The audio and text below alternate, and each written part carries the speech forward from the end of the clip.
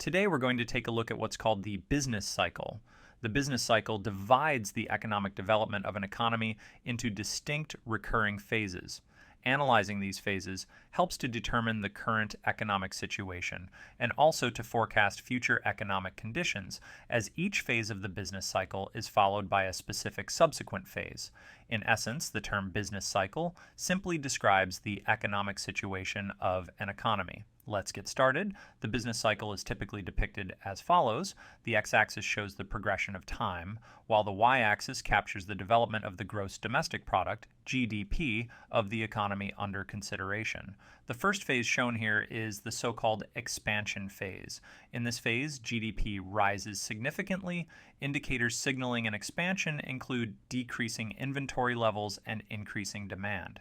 This makes sense because in this phase, companies sell goods faster than they can restock them due to a strong increase in consumer demand. This phase of the business cycle culminates in what is called the boom, where the economy thrives and people consume at a high rate. As the boom represents the peak of expansion, we see very high but stagnating demand, and consequently, a stagnating sales volume.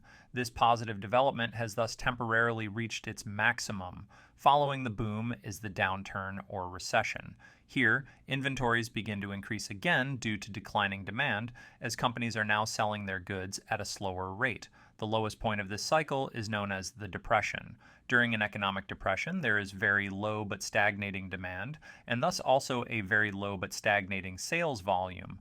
The absolute low point is reached here, and these phases continue in a recurring manner. The vertical line, by the way, represents the average development of GDP. So it can be seen that GDP tends to increase over time despite the various phases of the business cycle. The booms and depressions occur at an increasingly higher GDP level. It's also important to note that there are many other economic indicators that are characteristic of specific phases.